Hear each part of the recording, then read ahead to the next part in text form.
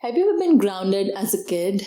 Not exactly. I mean, if you're an Indian, your parents are not going to be like, Beta, you're grounded, go to your room. It's going to be more of like, no phone, no TV, no friends, just go to your room and study. I've heard this from my parents for so many years, so many times. Like, whenever I was being a bad kid, whenever I didn't do something that was acceptable to them, whenever I didn't get good grades, I was grounded in this sense. Yeah. And that's exactly what Anna is thinking right now. She's waiting at the fire station for these two brats, her 13-year-old daughter Abby and her friend Libby, to be brought back. And she's thinking, when they're going to be back, I'm going to tell them, Missy's just so grounded, like you don't even know what grounded is. So Anna is waiting there with the jacket in her hand because, it's literally the middle of the February and the girls have been missing since yesterday. So she's thinking, when girls will be found, they'll be cold, they'll need the warmth. So she's waiting there with jacket. When pastor of the local church who was helping with the search, he called Anna upstairs to let her know that girls have been found. Anna relaxes for a second. She walks out of the room where all of her closest friends were sitting and they go like, there you are, Anna, like we've been looking for you. What's going on? What's the update? Everyone is curious. They want to know what's going on. And Anna lets them know that girls have been found. And everyone is excited in the moment. They're like, thank God, finally the girls have been found. But Anna doesn't look happy at all. All Anna can do in the moment is shake her head to let them know. It's not how we hoped, guys. People in the town, they were thinking that girls will be found, they'll be a little hurt, maybe some bruises, maybe they'll be cold. But no one in their wildest dreams in Delphi thought that this search is going to lead to a full-fledged homicide investigation of two young girls. And this is going to come to be known as something that investigators themselves will call evil. And mind it, these are the people who have worked in similar cases for so many years. So when they call something evil, you know that these girls would have gone through something so horrible, something so horrific in their last moments. This case literally transformed the town of Delphi and its residents. They caught up with the world in the most gruesome, in the most horrific ways possible. And I'm not the one who's saying this. This is coming directly from the residents. This is the story of Abigail Williams and Liberty German, who went out for a walk on a Monday afternoon to take some pictures, in the nature, to just be their teenager selves. And they came across the worst that humanity can ever be.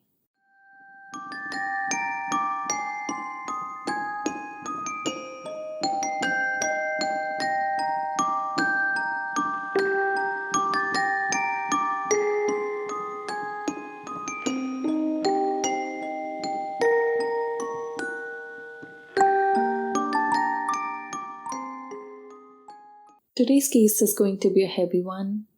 It's going to talk about the homicide investigation of two young girls. So if you're already at a heavy place, I suggest light a candle, go out for a walk, or maybe come back to this later.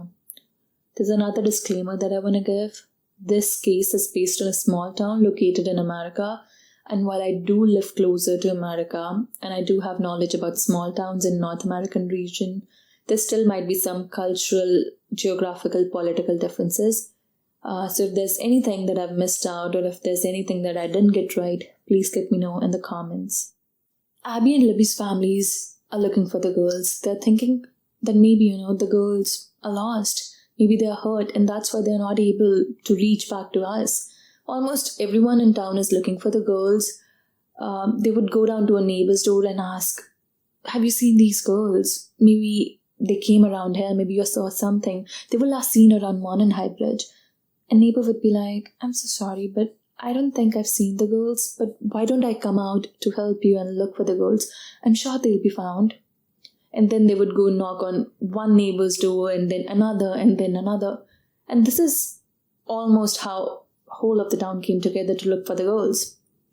So different search parties are organized to look for the girls. Family members are in different search parties, And Becky, Libby's grandma, she's in one of the search parties and she's looking for her granddaughter.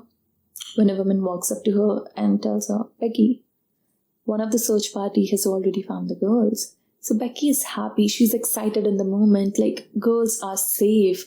Becky's happy. And then it hits her. Why is no one excited? So she asks, are the girls okay? But she gets no response from anyone. So she leaves the search party and goes to the location. On the other hand, Anna is still at the fire station when Pastor Todd comes up to her and tells her, Anna, we need to go upstairs. And before anything even came out of his mouth, Anna knew that this is not a happy ending. For first in 15 seconds, she couldn't even believe it. She's thinking, no, it couldn't be Abby and Libby. Maybe it's someone else, But then it hits her. Who else could it be? It's only our girls who has been missing from the town. So, as the news that the girls have been found starts spreading in the town, everyone is thinking, what happened? Did they fall down the bridge? Was it an animal attack? What was it? No one is thinking worse, even during this time, Because what could happen over here? This is their safest town, Delphi. Nothing bad really ever happens here. This is the kind of town where, an Amber Alert is very rarely sent out. Okay, so you look confused. An Amber Alert is basically an emergency message that is sent out in case someone goes missing, especially a child. So in Delphi, it's sent out very rarely. And if it's sent out, it's because, an old person has wandered off or a kid went missing. And most of the time when these kids went missing, they were found at a friend's home. They didn't just tell their parents. And we all know that, kids lie sometimes. They keep information from their parents. But that was not the case with Abby and Libby. Abby and Libby were so close with their families. They were so open when it came to communication with their families. So when the bodies of these girls are found, everyone is trying to, help as much as possible. They're trying to give in as much information as possible to cops. Law enforcement is also seeking help from public. They're asking public to send in tips. No matter what it is, they will look into it and they will see whether it's relevant or not to the case. So a lot of tips started to pour in, and as it happens with any high-profile case, a lot of the tips were not genuine.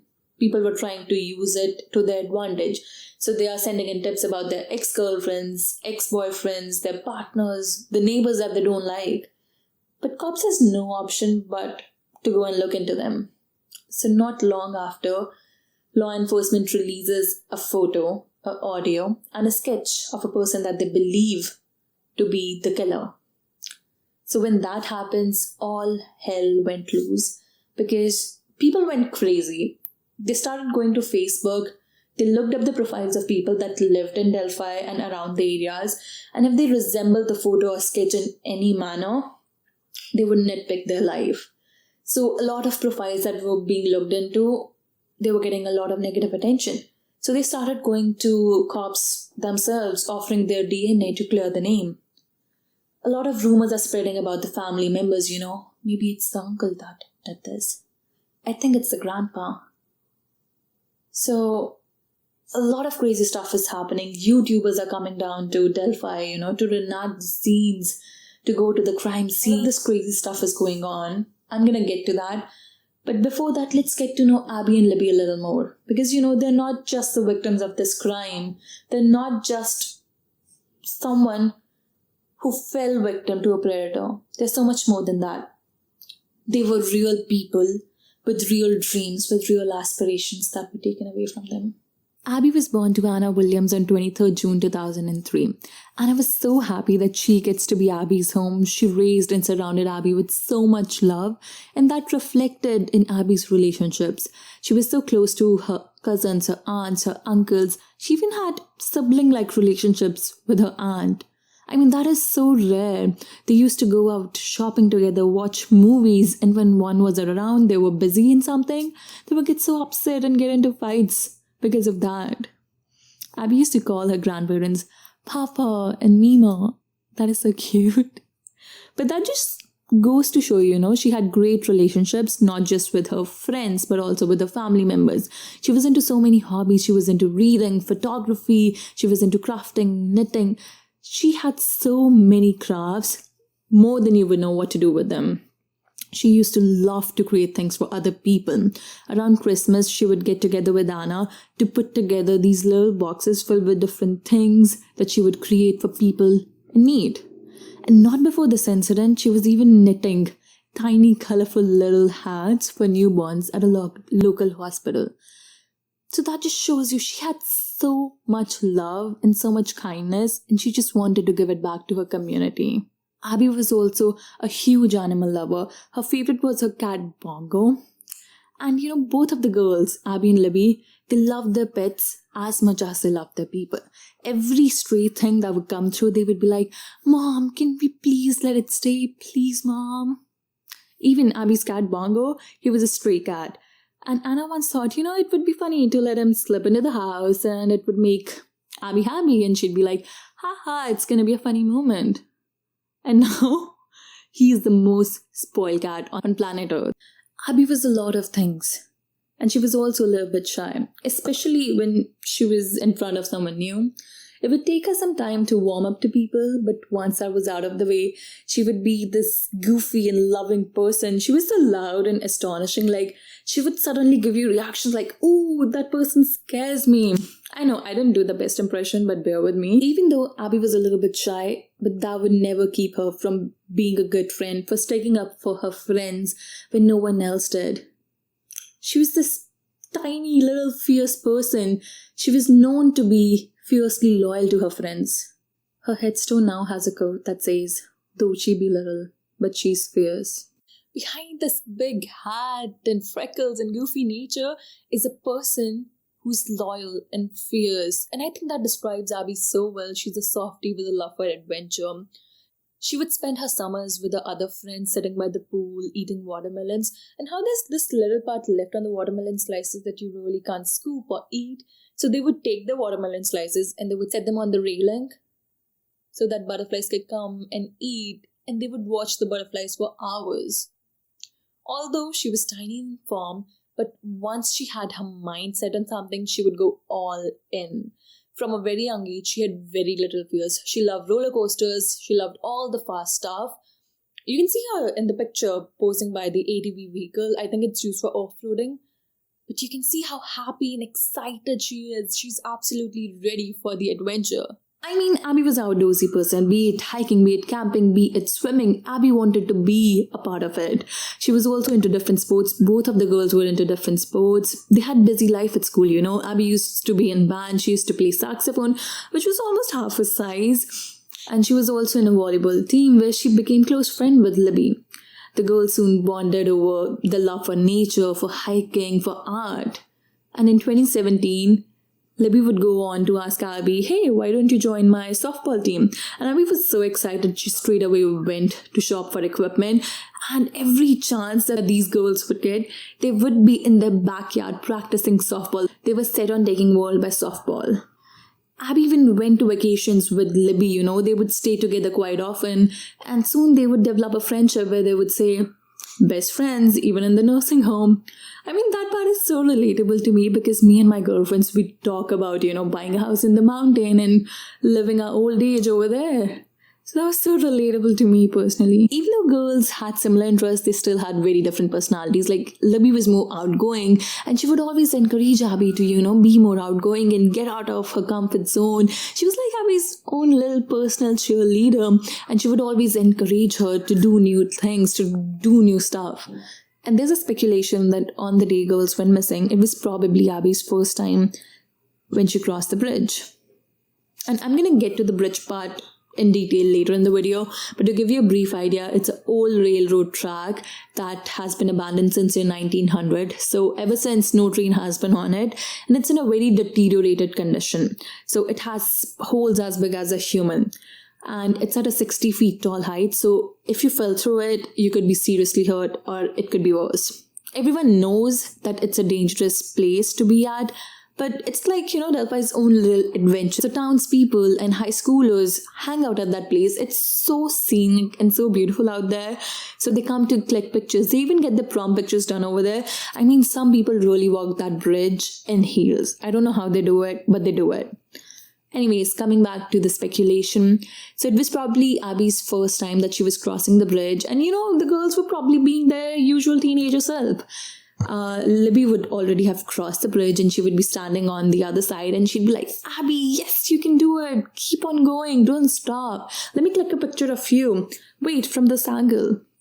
And Abby also would have been happy, that she's getting to do something new. Personalities really complemented each other so well. When Libby was being too loud, Abby would be like, Libby, you're being too much right now. You need to calm down. They developed this kind of friendship where they would stay together so often, like they would be at night outs, at other friends' houses, at each other's houses. Even the day before the girls went missing, they were staying together at Libby's house.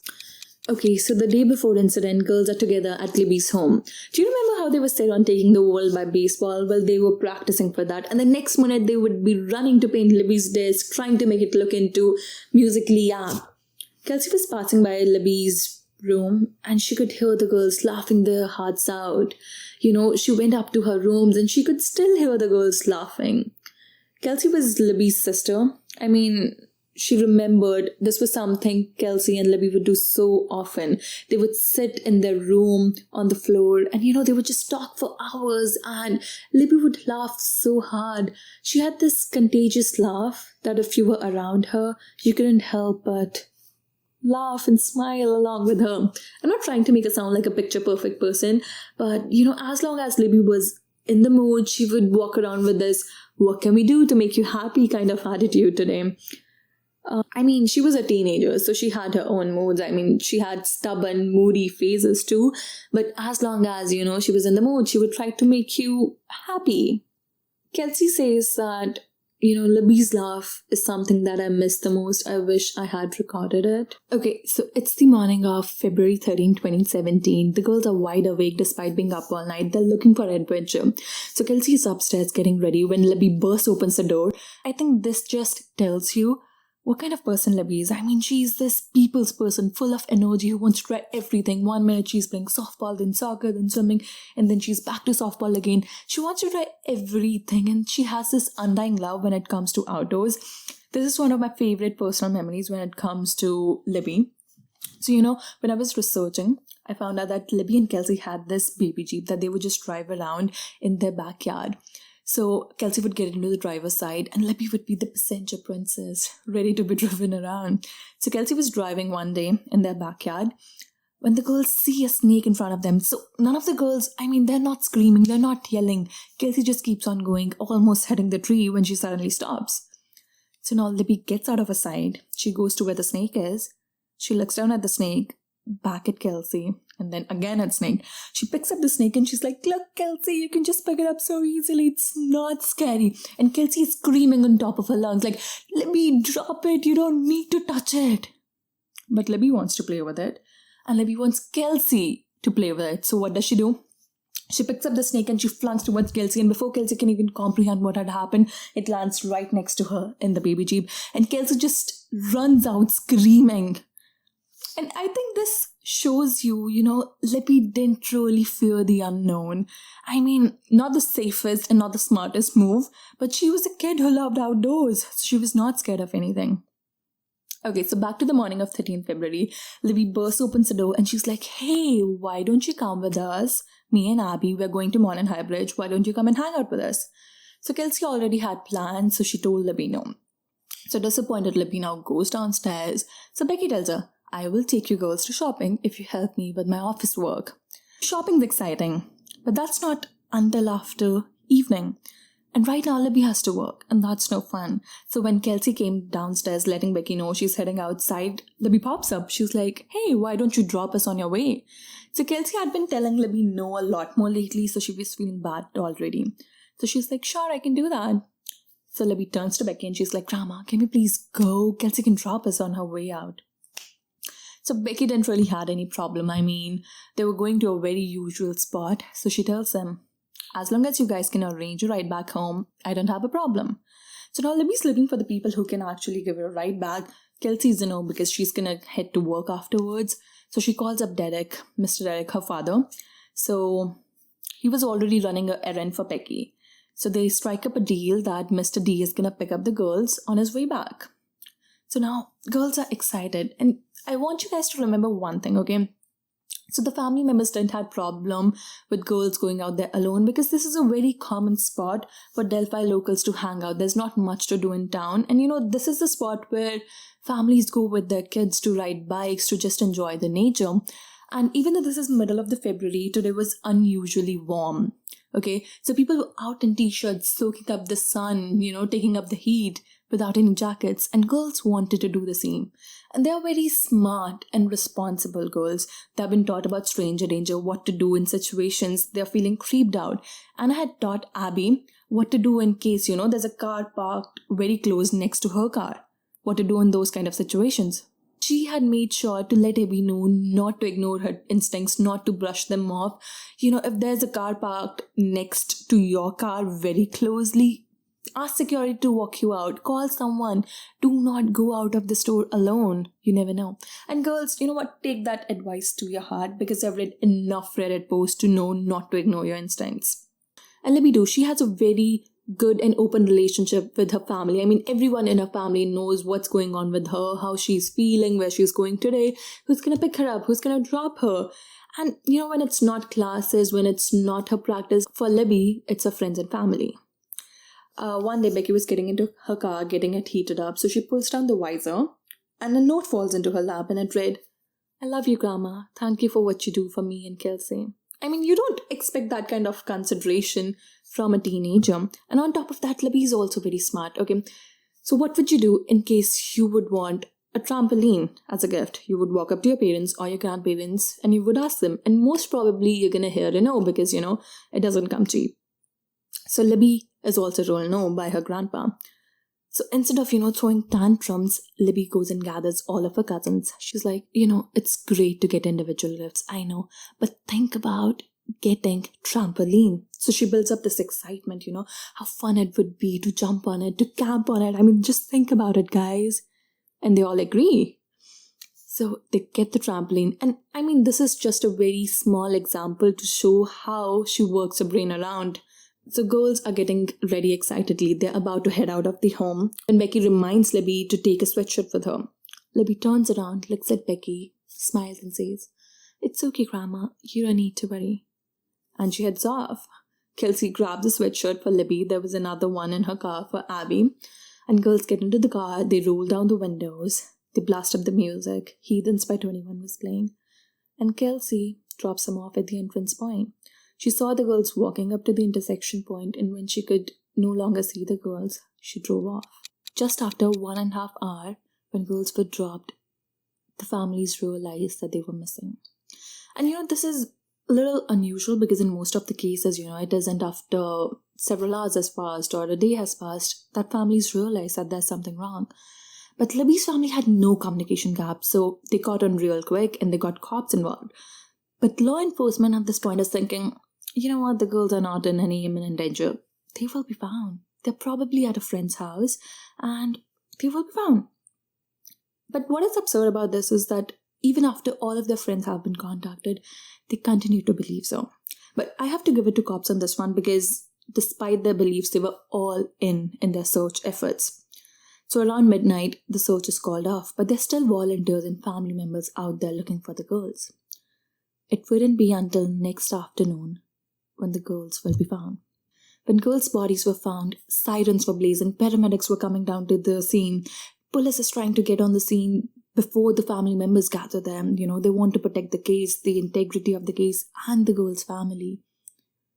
There are 400, 500 volunteers all around the town.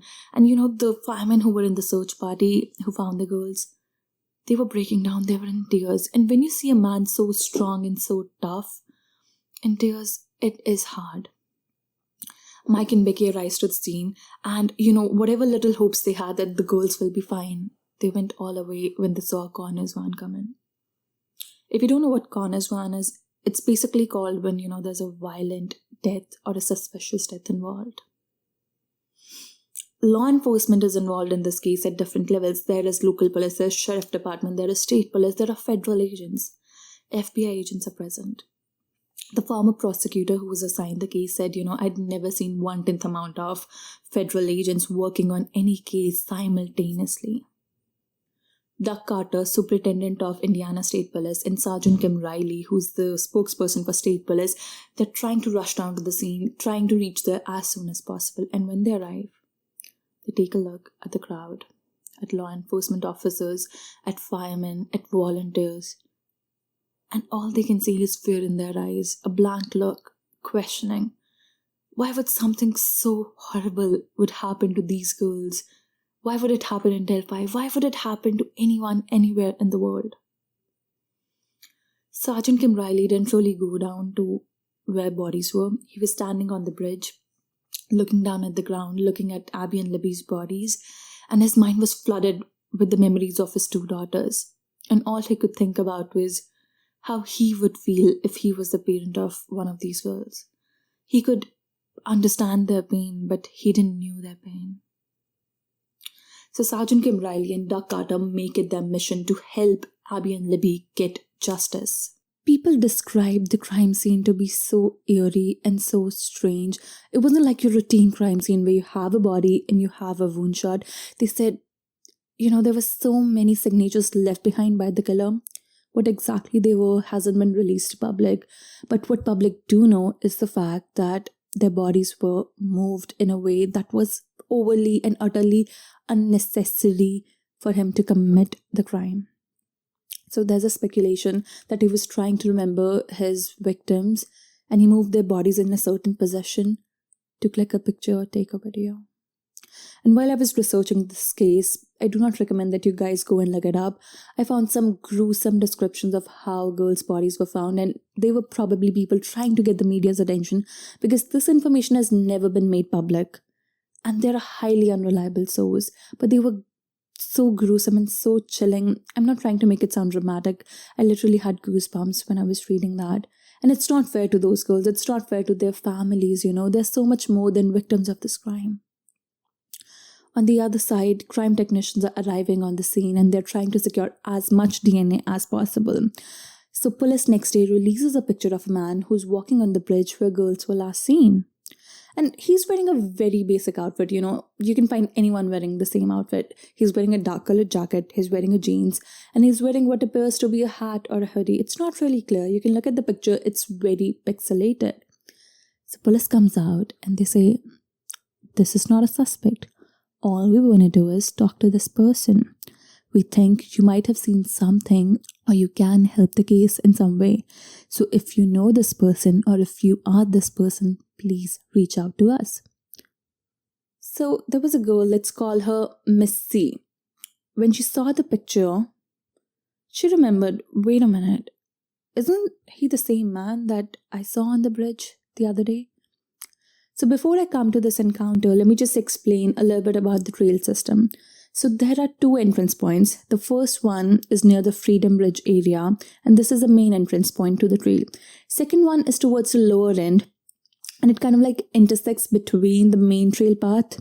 So you can walk up to the intersection point, then you can take a right towards the Freedom Bridge, or you can take a left towards the Monon High Bridge. So Miss C was on the bridge with her 2 other friends, and they were around the Monon Bridge area, and they were walking towards Freedom Bridge. So they're just, taking a stroll, enjoying the nature, clicking some pictures. While they're about to reach around Freedom Bridge area, Miss C, she clicks a picture of a random tree. And few minutes later, she notices a man. You know how you're on a walk and you notice something strange? I mean, something just catches your eye. Especially when someone is wearing, a sweatshirt on a hot day. Well, that's exactly what happened with Miss C. She saw that this man was covered from head to toe. Even his mouth was covered with a scarf. And he had his hands in his pockets as if it's so chilly and he's feeling so cold. On any other day, this wouldn't have been unusual. She wouldn't even have noticed it. But today was very unusually warm. So it was strange, but not that alarming. So when the man passed by Miss C, she just said hi to him. He looks at her and he gives her this glaring look that terrified her. Without a word, he keeps on continuing with his hands in pockets as if, he has a purpose. It's not like he's taking a walk.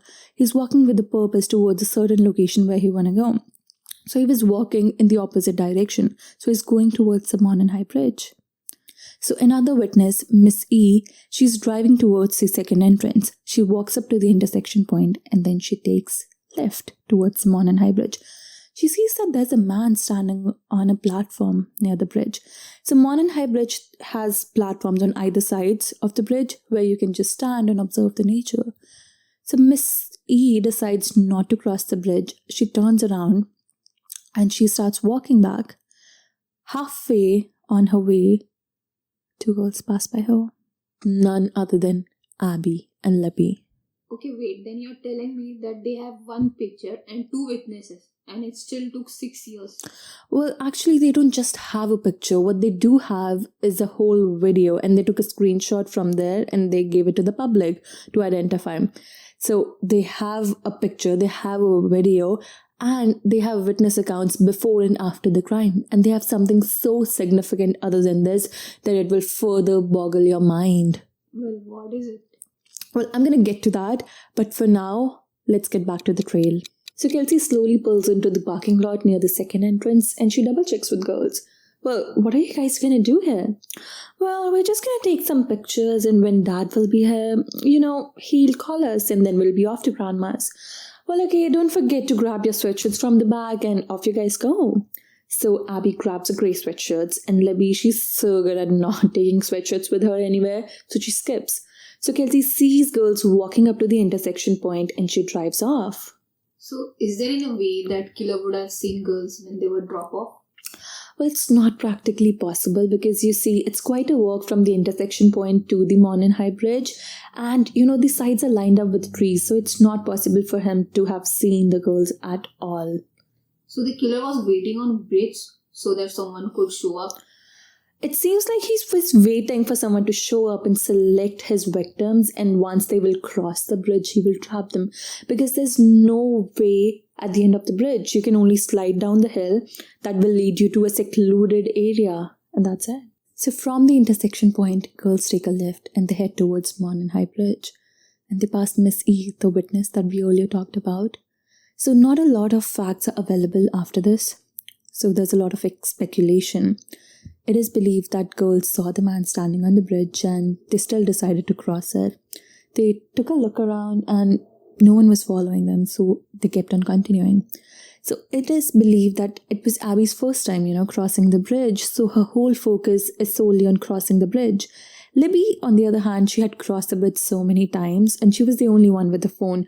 So she's taking pictures of the bridge. She took a picture of the bridge and posted it on her Snapchat.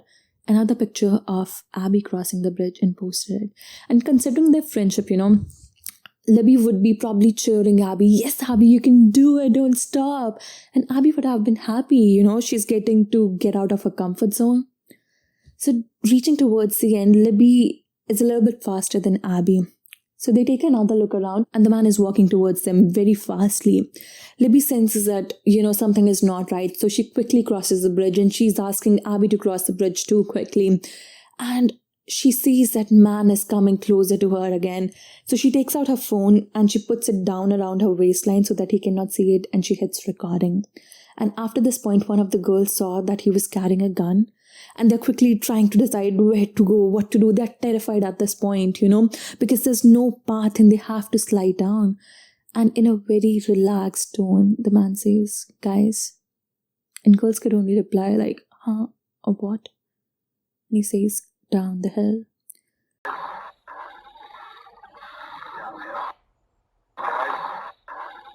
The presence of mind that she showed, it was amazing.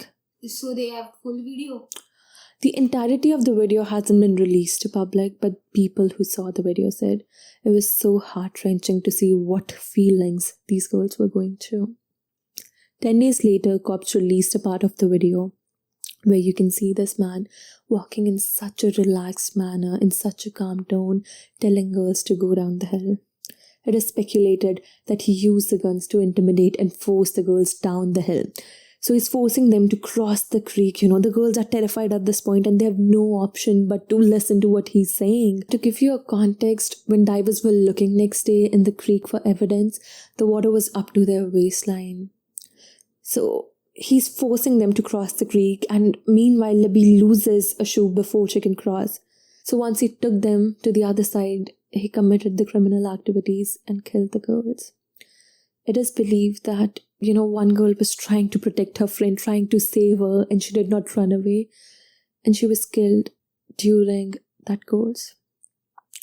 No matter what the speculation is, it is a fact that one of them died before the other. And just think about, what the other girl was going through. I mean, it is so terrifying, it's so heart-wrenching that she would be lying there going through the loss of losing her friend, and she knew that she was next. Mr. Derek, let's call him Mr. D, he's on his way back from Frankfurt and he's about to reach the trail. So he picks up his phone to let Libby know, "Hey, why don't you guys come down to the parking lot?" But no one picks up on the other side. Well, that's weird, he's thinking, because, Libby's phone is literally attached to her hip all of the time. So he's thinking, maybe, she's taking pictures, or maybe she's busy having fun. She'll call back in a few minutes. Mr. D reaches the parking lot at 3:14 p.m. But Libby still hasn't called him back. So he walks up to the intersection point to see if the girls are on their way back. He runs into a man there and he asks, "Excuse me, sir, did you see 2 girls down on the Monon High Bridge?" "Well, no, but there's a couple down there." So at this point, Mr. D is thinking, probably girls are not on the High Bridge area, they've left the area, and they are in the other parts of the trail. So, at the intersection point where you take a left to get to the Monon High Bridge, there's another pathway on the left side leading down to the creek. So Mr. D runs to that pathway to see if the girls are there. There's no one. So he runs back to his car and he takes his phone out and he calls Becky. "Mom, I really can't seem to find the girls. I don't know, maybe my calls are not getting through. Maybe, there's a technical issue. Can you instead try reaching them and I'll go and check the other parts of the trail?" So Becky's constantly trying to reach through Abby, sending her text messages, calling her constantly, but no one is picking up on the other side. At this point, some of the family members are starting to arrive on the trail, trying to look for the girls. So Becky's thinking maybe, the girls decided to walk back home. So they could have taken 2 routes. So she's driving down those 2 routes to see if girls are there or if someone saw them on that route. But there's nothing. So at this point, all of the family members have gathered near the trail system. And Kelsey knew if girls were there at the Monon High Bridge, they would have crossed the bridge. So Kelsey, with her uncle, she goes and crosses the bridge. And as she's about to slid down the hill, she sees that, there's some marks as if someone fell through it. But it doesn't click anything in her mind at that point. She walks up to the driveway to see if the girls were over there, but they couldn't find anything significant. Girls were so close to where Kelsey and Cody were looking. By 5 o'clock, Grandpa Mike arrives on the scene and he's trying to reach to his cop friend, trying to get some advice. Meanwhile, Becky's trying to find, Libby's phone. She opens Find My iPhone app and she cannot see Libby's phone.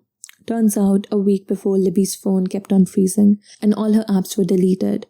She did reinstall some of them, but forgot to install Find My iPhone. So now Becky's trying to reach to cellular companies. "Sir, can you please tell me the location of my granddaughter? Please, I need to know where she is. She is missing right now. I can't even find her on Find My iPhone." But they were unable to assist. So Becky walks up to Mike and she tells him, "Mike, we need to call the cops now. It's gonna get dark soon." After 15-20 minutes, cops finally arrived on the scene. Volunteers are coming in from fire department. People have started posting on social media. Everyone in Delphi knows everyone. So almost all of the Delphi is out on the streets in different parts of the town looking for these girls, because at this point no one really knows where they could be. People are driving up and down to girls' friends' houses to see if they're there, but they find nothing. Some of the family members are still at the trail system, some are at the police station trying to assist. Kelsey and Becky runs back home to go through the iPad to see if there's any trace of girls' whereabouts, and that's when Kelsey finds the Snapchat story. So now they definitely know that girls were at the Monon High Bridge. But at this point, cops are still believing that, girls are not in imminent danger. After all, this is Delphi. Nothing bad really happens here. They're going to turn out to be at a friend's house and everything is going to be okay. But it's starting to get dark soon. Flashlights are lighting up. People are looking up and down the alley. Farmers are looking in their fields. And Becky says, it's getting dark. Libby would not choose to be out here by choice. She's afraid of the dark. And I was standing right next to Becky. And that just made it too real for her. Everyone just started realizing and sensing the urgency of the situation. And they're trying to get the ping off Libby's phone, and they finally got it. Because how phone tracking basically works is they don't give you exact coordinates of where your phone might be located. Rather, they will tell you that your phone is within the 2-mile radius of this particular location. So for reference, this is the 2-mile radius of Monon High Bridge. There are wooded areas, there are creeks, there are different neighborhoods. So this is particularly large area. So the search still needs to continue. Meanwhile, Kelsey is going through the social media profile of Abby, trying to find something that will indicate where Abby and Libby are. So she comes across the profile of Anthony Shorts. Libby had been chatting with this profile, so Kelsey tries to chat with this person, but nothing really stands out. But remember this name because we're going to come back to this profile later in the video.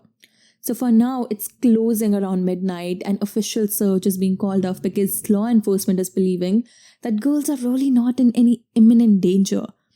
This part gets a bit controversial because, I don't really see how that happens. Because even if there's no danger from a human predator, there's still danger from cold, chilly night. I mean, it's literally the middle of the February. Girls have no warm clothes. And if they're hurt, they would need medical attention. Later, law enforcement would come out to clarify that, we called off the search. It was a joint decision because we didn't really have resources back then. Okay. Well, nonetheless, community members still wanted to look for the girls, so some volunteers stay back, some family members stay back, and they still continue to look for girls. The search is taken over to next day. 14th February 2017, the search next day started a little late. It was foggy outside, making it practically impossible to see anything. Helicopters couldn't be brought in until the weather cleared. Search parties were being formed, radio devices were being used for communication. It was a bit more organized than yesterday.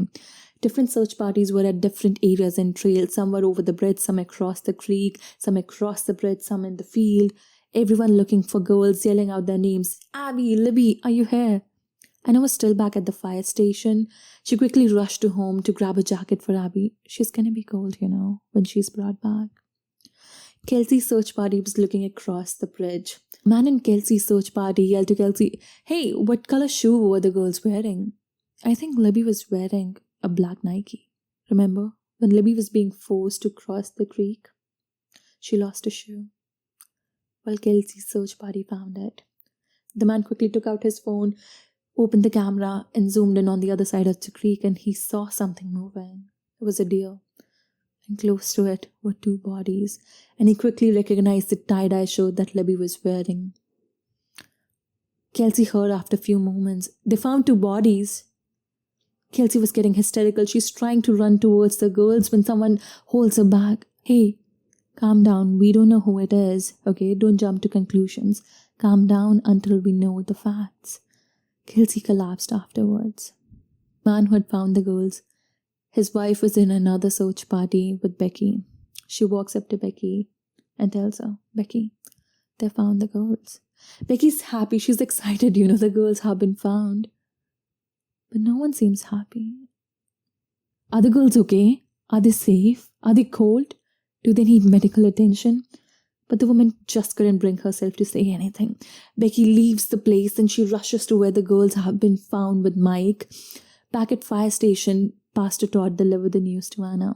Mike and Becky arrived at the crime scene. She sees a fireman. "Sir, you need to take me to Libby right now. She's gonna need me." The man is trying to calm down Becky and Mike. "Sir, ma'am, you need to come with me to the van. You need to wait over here." Mike and Becky were waiting in the van, but all of their hopes that they had of girls being safe went out when they heard Connor's van come in.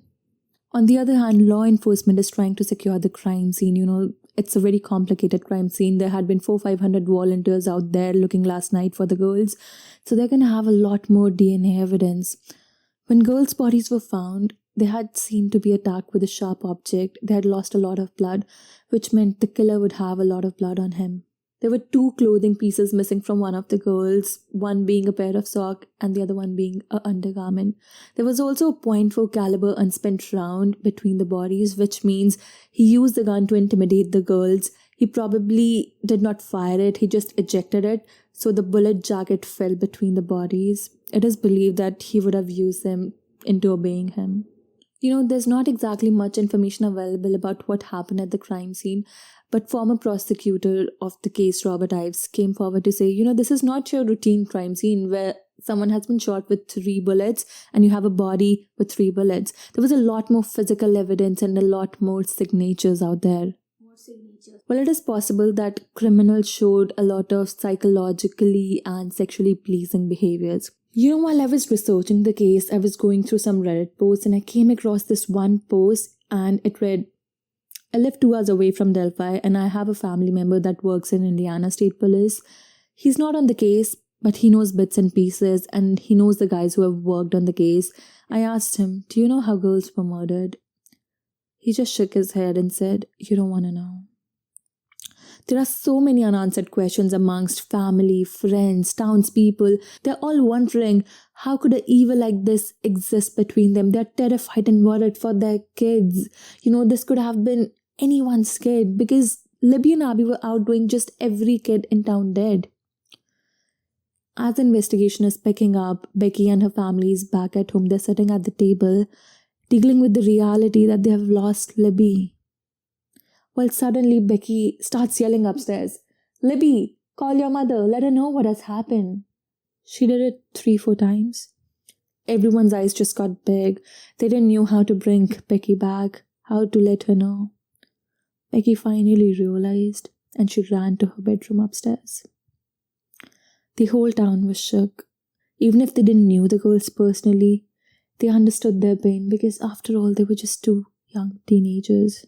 Okay, so the police investigation is picking up the pace. They have a lot of evidence available. Everyone believes that this guy will be behind the bar soon. Law enforcement has released the picture of the man on the bridge. Things are moving fast. Locals are pouring in the tips. Another witness came forward to say she was driving on the road next to the second entrance when she saw a man walking wearing a blue jacket, a blue jeans in a muddy and bloody condition. So remember, the girls were stabbed with a sharp object and lost a lot of blood. So who would have a lot of blood on them? Our killer. Another witness saw a car parked in a very odd manner near Freedom Bridge as if they're trying to conceal the license plate. So let's go back to our very first witness, Miss T. She had a strange encounter near Freedom Bridge.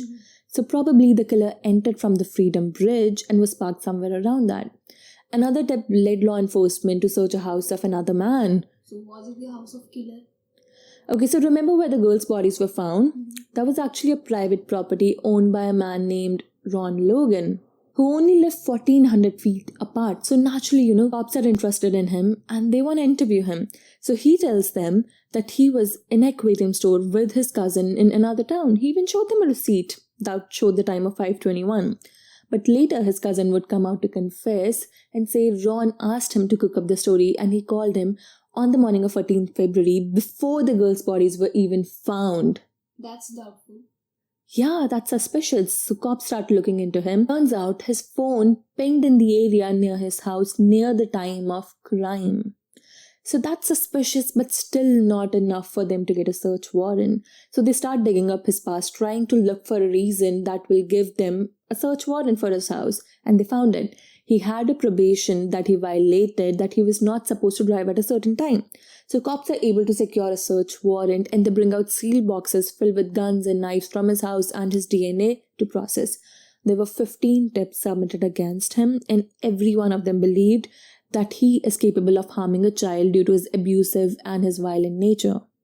Meanwhile, Abby and Libby's family, they're trying to cope up with the loss. They're preparing for the funeral. So Tara, Libby's aunt, she goes to a local CVS store to get the funeral pictures printed. And she sees the employee, he looks like someone who you would naturally reach out for in case you ever needed help.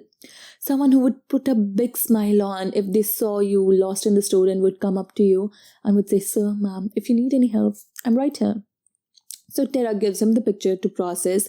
And, the first print doesn't come out right. So he reprints him and tells him, "You know what? I'm not going to charge you." So in the moment you're thinking, what a nice guy, another community member trying to help in whatever way he can. So he's not a nice guy? Oh, you just wait. So police, they held another press conference to release a part of audio and video, and they're urging public to send in the tips if they've seen anything, if they've heard anything, if someone dropped out at the last minute and they were supposed to show up on 13th, if someone is behaving out of character since 13th February, don't worry about the relevance, just send in the tip. And when video was released, netizens and family members were so proud of Libby that she had the presence of mind to be able to record her killer. Few months later, cops released a sketch of the man that they believed to be the killer, and tips start to pour in rapidly. Okay, a lot of people are genuinely trying to help, but there's a small percentage of people that just want to be the one to solve the case and come to limelight. So they start going to Facebook profiles of people who live in Delphi and around the area of Delphi, and if they resemble the sketch or the picture of the man on the bridge, they just start nitpicking and accusing them on the internet. And if you would look at the picture and the sketch, this is a very common body type, and a lot of people in Delphi are on the heavier side. So they started coming in voluntarily to offer their DNA to clear out their name. A man who lived in the area, he was the CEO of a company who helps people with mental disabilities. He was being extensively looked into. His life was nitpicked. He was being trolled extensively. His family members were being harassed. And I saw a post on Reddit that said, just moved to Delphi, gonna start knocking on the doors of people until I find the killer. Where do I start? Some people are so insensitive to things. Rumors about Abby and Libby start to float up. One of the friends of Anna, she comes up to her and she's like, by the way, I understand, And Anna is like, what? That Abby was pregnant and this was a cover-up. And Anna is baffled that, people are starting to believe the rumors. Similar things about Libby are being said, that Libby was pregnant, it was her uncle, it was her grandpa. Inconsistencies were being nitpicked. Why was it said in one interview girls were dropped at 1:20 and then another at 1:30? Why did Kelsey say she was on call while she was driving the girls? And then in another interview she said she was not. Why did Mike call his cop friend? Guys, you have to remember that when your brain goes through trauma, it's nearly impossible to remember everything to the dot. Within a month, cops had 13,000 tips, okay? Some of them are about ex-girlfriends, ex-boyfriends, ex-partners who live all the way 3 states away. While these kind of tips, don't even lead anywhere, there were some tips that led to arrest of some people in unrelated cases. One of them was about a man named Daniel Nations. So Daniel Nations, he was arrested in Colorado because he was driving around with the expired license plate. And someone notices this and notices that this man lived in Indiana during the time of Abby and Libby's murder. So cops are interested in him. They don't consider him a suspect, obviously, but they want to talk to him, see if he was involved in any manner. And with cops' interest in him, netizens caught onto it, and they started speculating. They started comparing his picture with the sketch, and you know what? There is an uncanny resemblance. And on top of that, he's a sex offender with arms in possession. So netizens are thinking, maybe this is the bridge guy and he's going to be behind the bars soon. But police came out to say later that he is not involved in the case. So now netizens have started doing their own side-by-side comparisons, comparing sex offenders, criminals who lived in Delphi or around Delphi, their pictures with sketches, and they're urging police to look into these people. So one of those person was James Chadwell. So he was actually a suspect in another case, but he was linked to Delphi. So a 9-year-old girl, okay? She was out in her neighborhood when James approached her. He only lived on a 1-minute walk from her house. So he was like, hey little girl, I've got 2 dogs. Do you want to come and pet them? So, the girl is happy that she gets to meet these dogs and pet them. So she gladly follows him into his house. 30 minutes later, she was reported missing by her mother. So police jumps onto it quickly and they ended up, knocking on Chadwell's door and they're like, sir, have you seen this girl? And he goes like, you know what? She was actually at my house earlier, but now she's not. She's gone. Well, can we come in and check your house? Sure. In his basement, they found the little girl beaten up with her clothes on the ground. And later she told them that, when she entered his house, he puts her into a headlock until the blood starts coming out of her eyes and she collapsed. When she woke up, she was in his basement and he was essaying her and his dogs were attacking her. He got the interest of netizens because he lived in a town that was very close to Delphi. So they are looking into him and his body is covered with tattoos and there's this one tattoo that looks to some people like Libby in a slain state. So they further look into his social media accounts and they find a lot of pictures of outdoors, of him sleeping under a bridge, of, a railroad bridge. So they are urging police to look into this man. So law enforcement investigated him, but he was not considered a suspect in Delphi case. Okay, so there's another man on the police's radar from the very beginning of the case. So let's go back to the day when girls actually went missing. 13th February 2017. So remember, Kelsey was going through social media profile of Libby to try and find any indication of where girls might be, and she came across a profile named Anthony Schatz. Well, if you will look at the profile picture, he appears to be a young, handsome, good-looking guy with a good body. So everything that a teenager might want in a guy. And he would often share stories with Libby like, which car shall I drive from my expensive collection of cars, or I hate when my Ferrari takes too long to warm up, or a picture of his $8,000 car. That sounds too good to be true. Yeah, I mean, unless you know a person like that in real life, it's so suspicious to find someone like that online. Well, turns out the man behind the profile picture was actually a 23-year-old man named Keegan Klein, who was catfishing young minor girls to solicit nude pictures and videos from them. And it is so terrifying, to even think that these girls were surrounded by so many predators around them. Did he live in Delphi? So not exactly, but he lived closer to Delphi, like a 1-hour drive from Delphi. So there were pictures exchanged between him and girls? Okay, so no, not exactly. So Abby was not in contact with him at all, but Libby was in contact with him, and he tried to create an influence over her by showing his hot, young, rich, handsome personality. And Libby liked the idea of this, young, good-looking, charming guy. But guys, remember, this is not 2023, this is 2016, 2017. And back then, people didn't really spend much time on internet. And, the level of awareness was also low when it comes to being able to differentiate between what is genuine and what is fake. So cops are interested in this person. They want to talk to him. They want to know what exactly is his deal, because he's one of the last persons who contacted Libby. And his name just keeps on popping up, okay? So Anthony Schatz's profile keeps on sending Libby messages even after she was murdered. I mean, it's not like he didn't know that. Then another friend of Libby came forward who was also in contact with Anthony Schatz's profile, and she told cops that Anthony Schatz said that he had plans with meeting with Libby and she never really showed up. So now cops are really interested in talking to him, but he's not in Indiana. He's off for vacation to Las Vegas. So they have no option but to wait for him.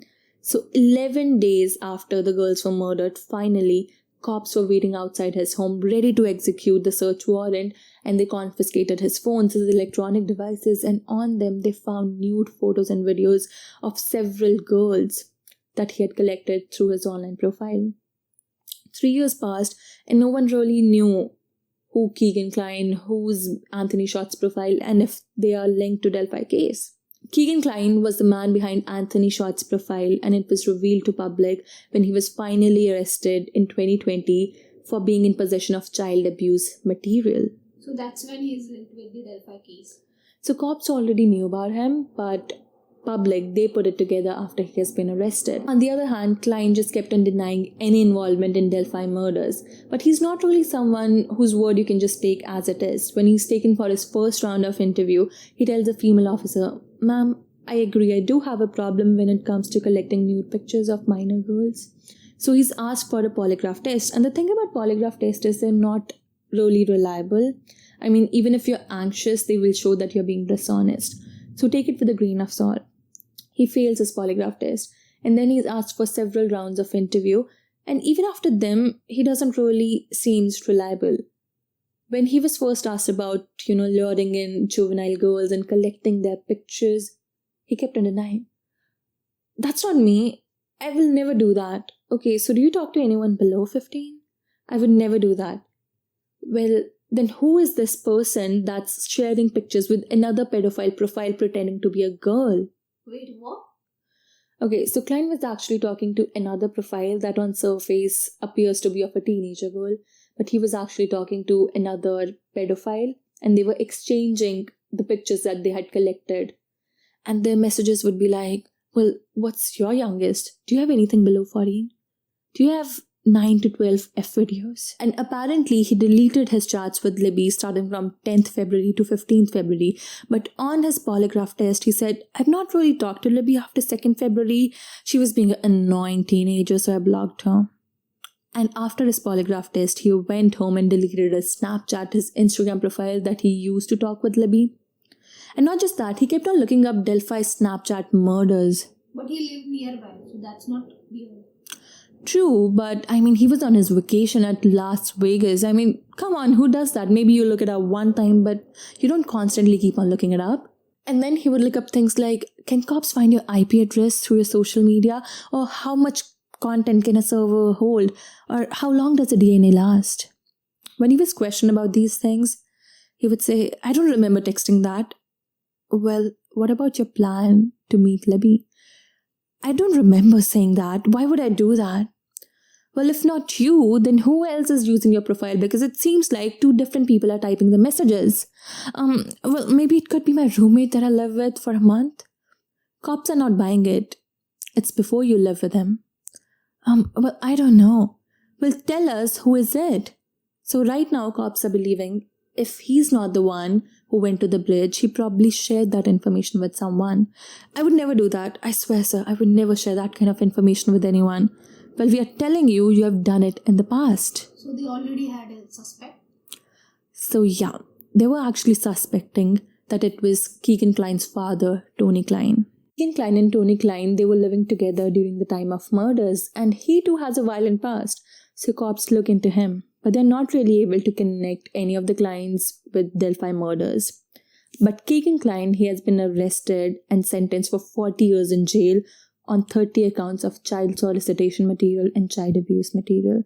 And he was only sentenced 2 months back, so in July 2023. But he still continues trying to collect sexual material from women who write him in jail, who wants to get some more information about his case.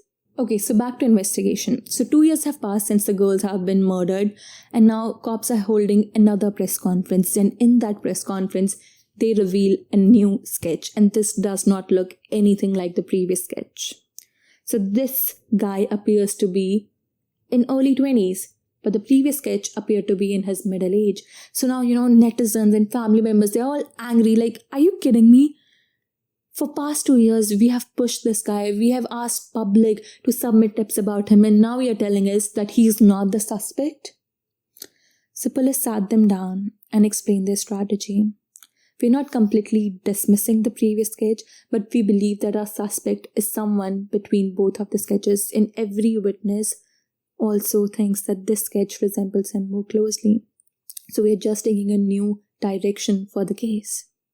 And I have to give it to cops, for this one, because the relationship between family members and police in this case is so phenomenally welcoming. Because I have read and heard so many true crime cases where cops don't even give proper information to the family members of the victims. But not in this case. The relationship between family members and cops is phenomenally welcoming. Anna, Abby's mother, she says every once in a while she has her list of crazies. With a lot of tips pouring in, with theories being made up, and with psychics trying to help in. Every once in a while, she also has her list of crazies. So she's more than welcome to call the officers, and they will explain to her calmly their strategy, how they are working, what direction the case is taking. Kelsey too, she's also very close to Doug Carter. He would often accompany Kelsey and other family members to different TV shows so that Abby and Libby's case can get as much coverage as possible. And not just him, other officers also, they would accompany them to CrimeCon and encourage them to, go talk about the case with other people. And that's where Kelsey actually met other victims and family members of victims of other cases, and she got inspired to advocate for Abby and Libby's case.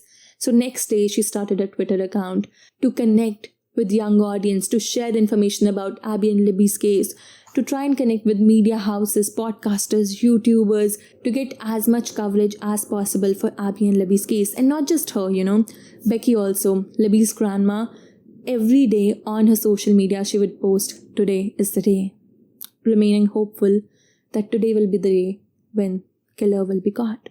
And on 28th October 2022 was the last day when Becky would post, "Today is the day." So Mr. No, This is not a real name. Mr. No's neighbors are very quiet people. It's a 50-year-old couple. They don't have any people over. They don't really have any parties. They're very quiet people in general. Other neighbors also don't know much about them. There's nothing special about them. Mr. No has seen his male neighbor going to work, coming back, winding down, sitting in his driveway, having some beers and smoking a cigarette.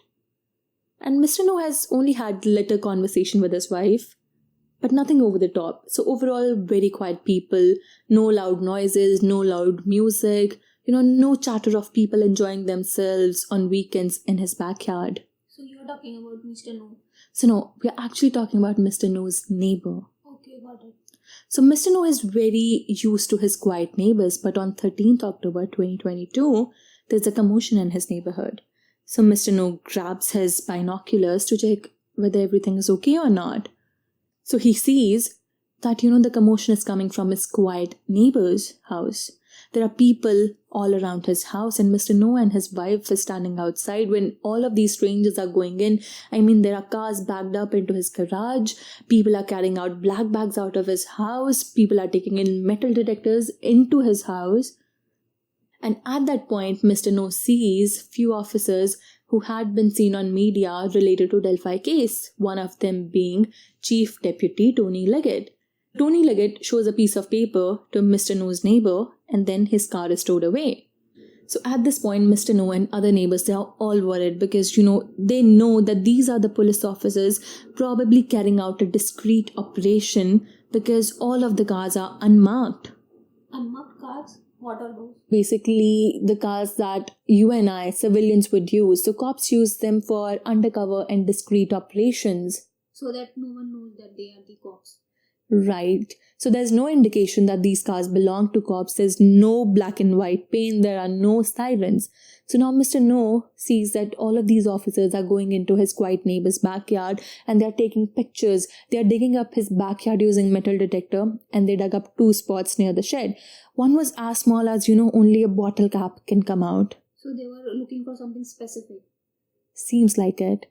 So Mr. No saw that, officers are coming with 2 large bundles of clothing, a Macy's shopping bag, a shoe box, and a stack of books.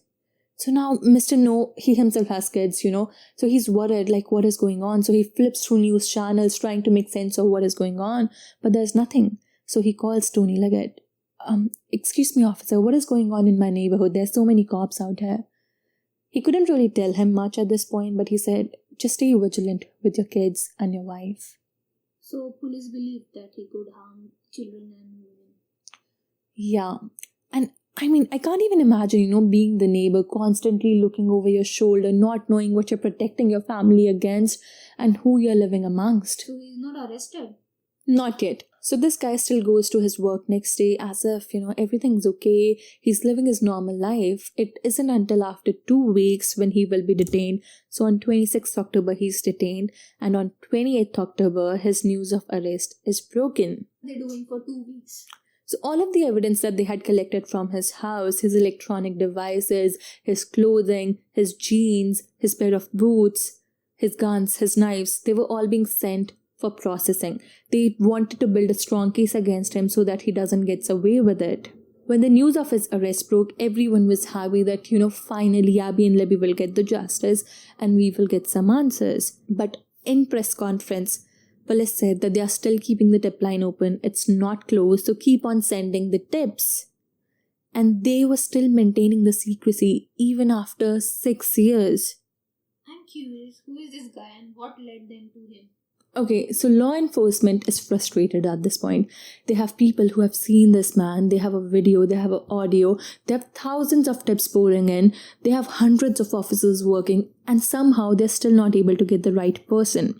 So a frustrated officer, he picks up the file and he starts going through the tips starting from year 2017, trying to find what we call in Hindi a missing kadi, which basically means a missing puzzle piece. And he sees that there was a tip submitted by then 44-year-old man, now 50-year-old, none other than Mr. No's neighbor, Richard M. Allen. So Richard Allen came forward on his own to an officer to let him know. Yeah, I was on the bridge that day in the afternoon. Okay, well, what were you doing there? I was just watching some fish. I even saw 3 females walking there and I talked to them. It was nothing important. Okay, well, what were you wearing? I was just wearing some dark jacket and a blue jeans. Okay, well, that's about it. If we have any more questions, we'll reach out to you. For 6 years, you're telling me you did not had any follow-up questions. I mean, you have a video evidence, you have audio, you have people who have seen this man, you have sketches, and you have a man who on his own placed himself on the crime scene, and it still took you 6 years to put him behind the bars.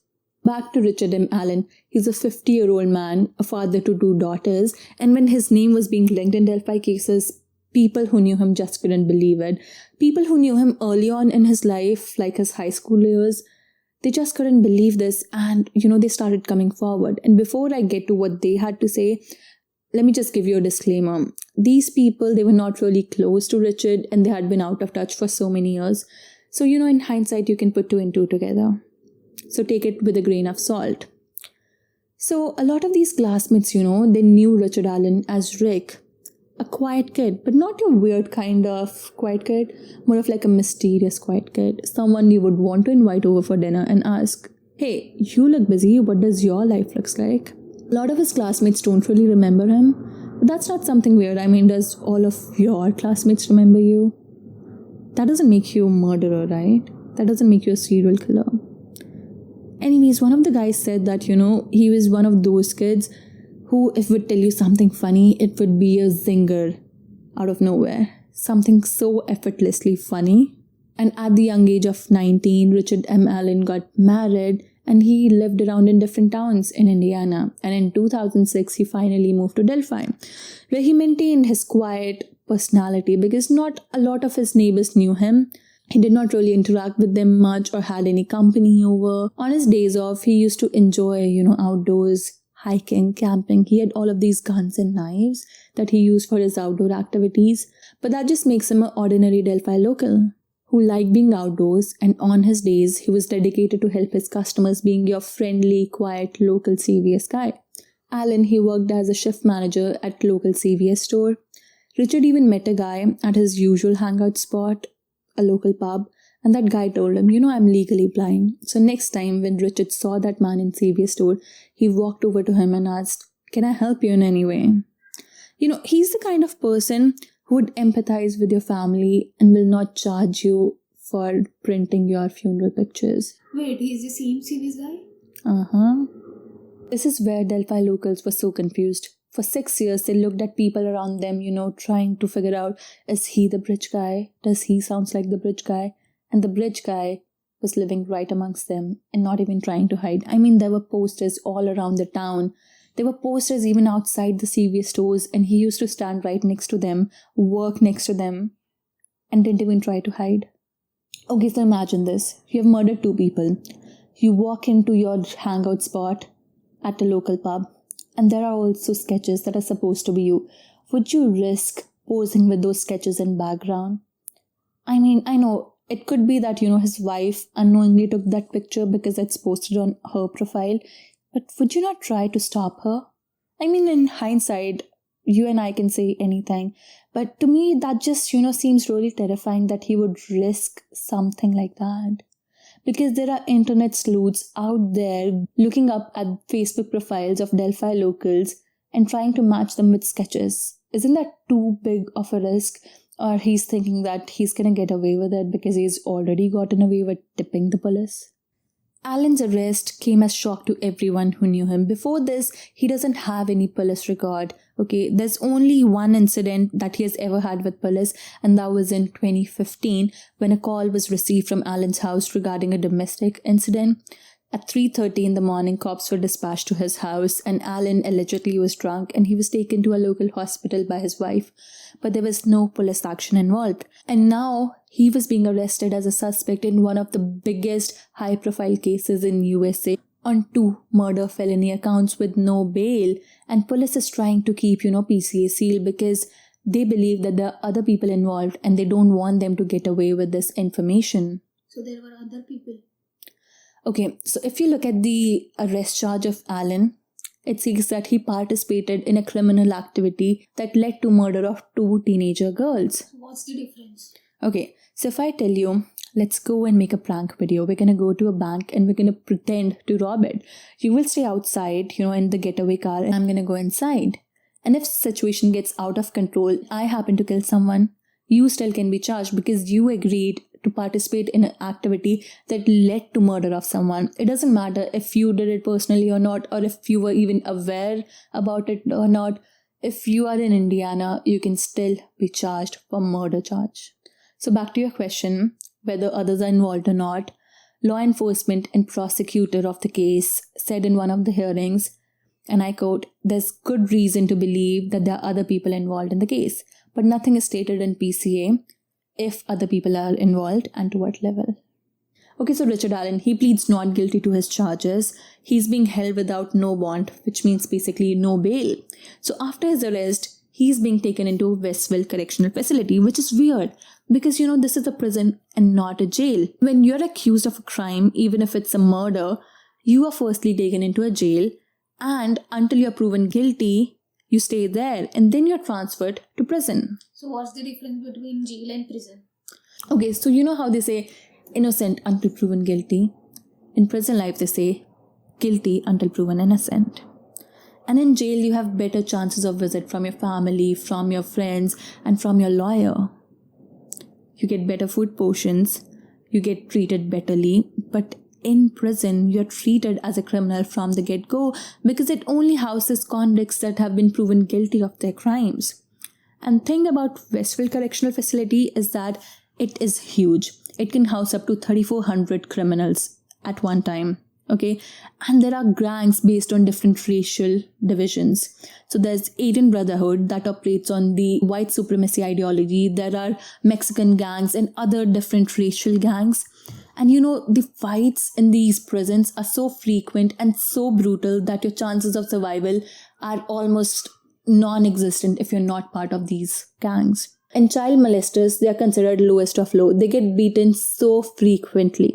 So right now, Richard Allen, he does not really have any say into where he's taken. He has no attorney at this point. He refused the help of state and he said, "I will find my own representation."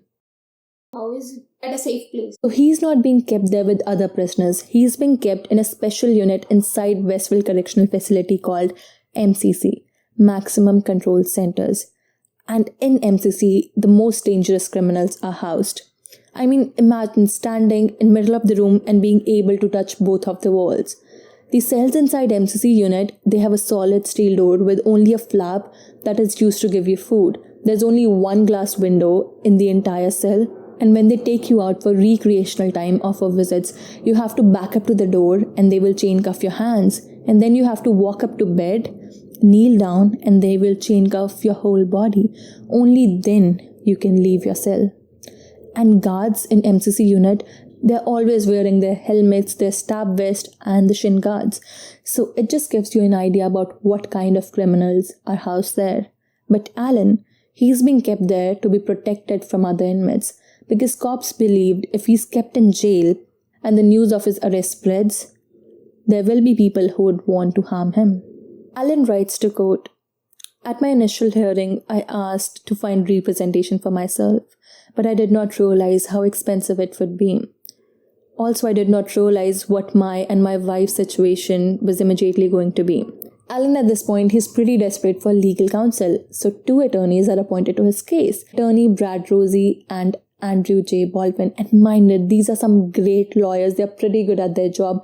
Recently, he represented one of the clients who was accused of triple homicide, and he was able to find the flaws in the case, and he was able to get him out with ankle bracelet.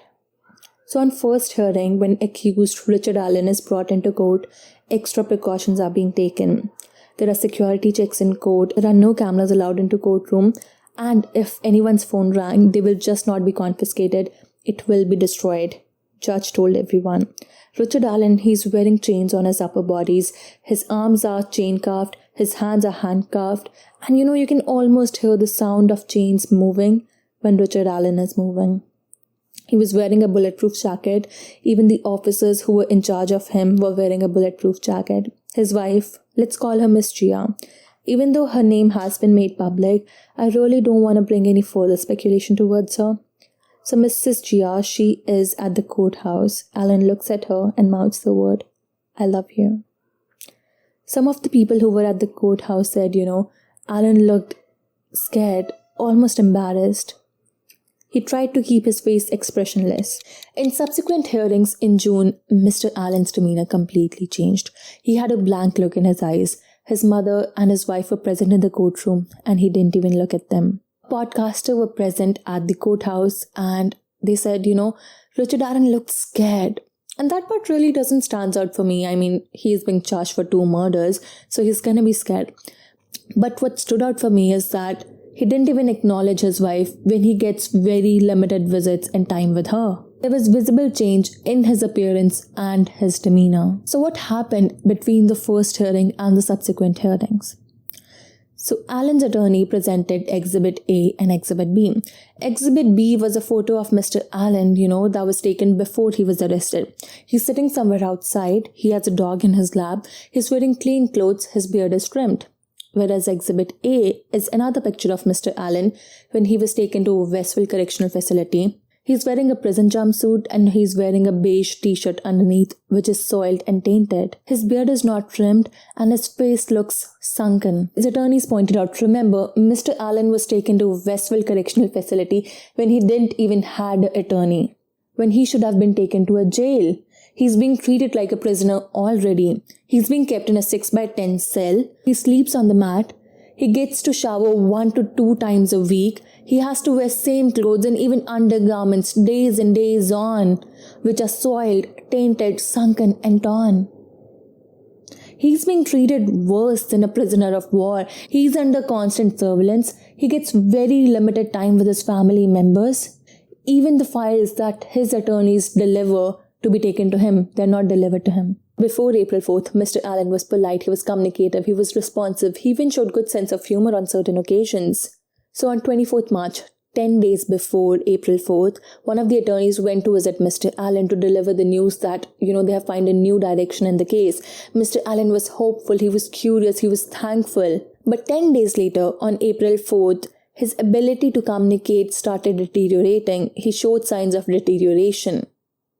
Okay, so firstly, I want to say, depression looks different for everyone. While that is a fact, there's another fact that a lot of people, especially attorneys, do use depression as an excuse to remove credibility of a statement. So what happened between 10 days? Okay, so turns out on April 3rd, Mrs. Chia receives a call from correctional facility. It's her husband on the other side. It has been their normal routine for past 5 months. Mr. Allen used to call his wife 2 times a day and they would talk daily. On prison walls, it's written in big words that your calls are being recorded to remind everyone. Mr. Allen tells Mrs. Gia, "I killed those girls 6 years ago." And then he would go on to say some other thing. And then he would come back to, "By the way, I did kill those girls." Then again he would go on to say another thing. He kept on going back and forth, and he confessed to her not once, not twice, but 5 to 6 times about killing Abigail Williams and Liberty German. Mrs. Gia abruptly cuts the call on the other side because she probably remembered the call was being recorded. But it was not like, a continuous account of what happened that day. It was more of like back and forth of saying, "I killed those girls," and going back to saying something else, and then coming back to, "I did kill those girls," and then again saying something else.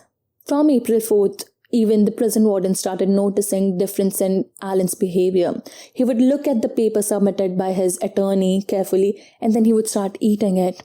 He would refuse to sleep or eat for days and days on. He even broke his tablet that he used to call his wife twice a day, and now the calls went to 0. So prison warden, he sits down Mr. Allen. He's like, "Okay, why don't we do one thing?